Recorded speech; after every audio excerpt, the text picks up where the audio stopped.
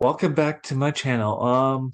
So today we're going to talk about three Star Wars TV shows that you should watch to understand Star Wars better.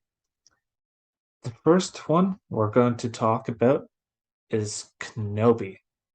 And let me just share my screen here. So all the copyright is owned by the respective companies before we started. So I put the link down there. So Kenobi, I believe it's 15 years after Revenge of the Sith. Obi-Wan Kenobi is hiding on Tatooine, sorry, not 15 years, it's 10 years. Hiding from Darth Vader and his Inquisitors. And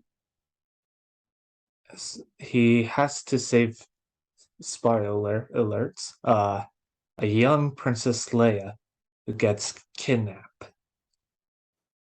So it's just the whole show is him trying to figure out who he is and then trying to he was raised as a Jedi to not like run away from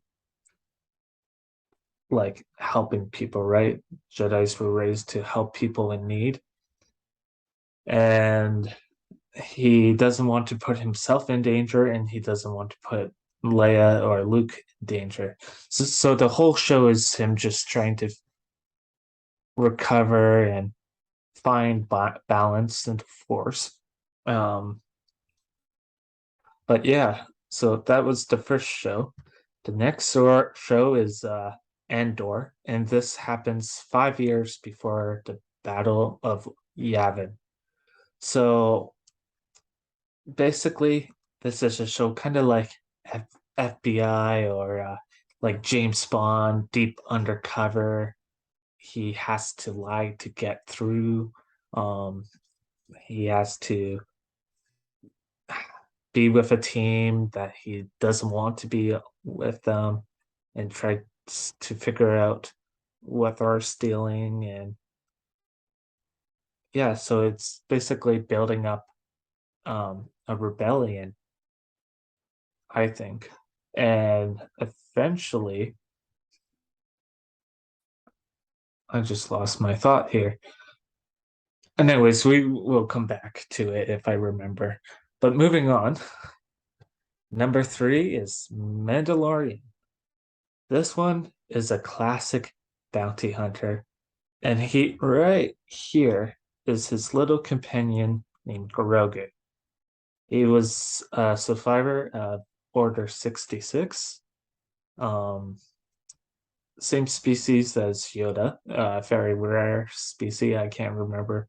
I don't think they came out with a name yet, but believe it or not, he does look like he's five, right?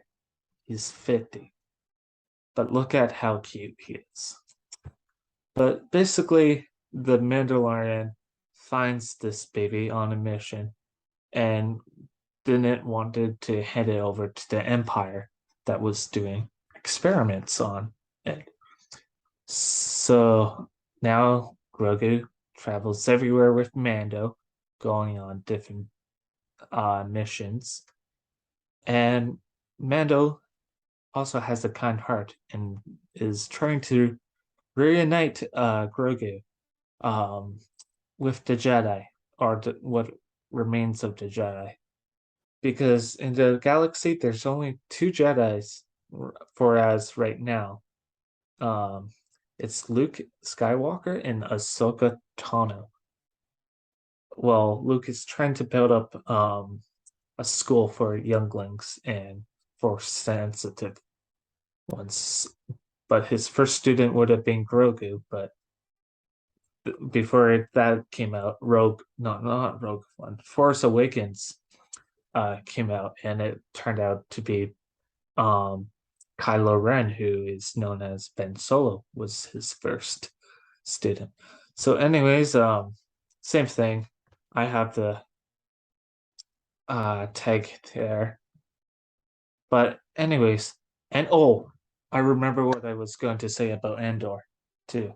Andor is just seeing a different point of view from civilians or people who were working for the rebellion point of view, because we saw the Republic's side of view. We saw the separatist review, like point of view, and we saw the Galactic Empire and the Rebels.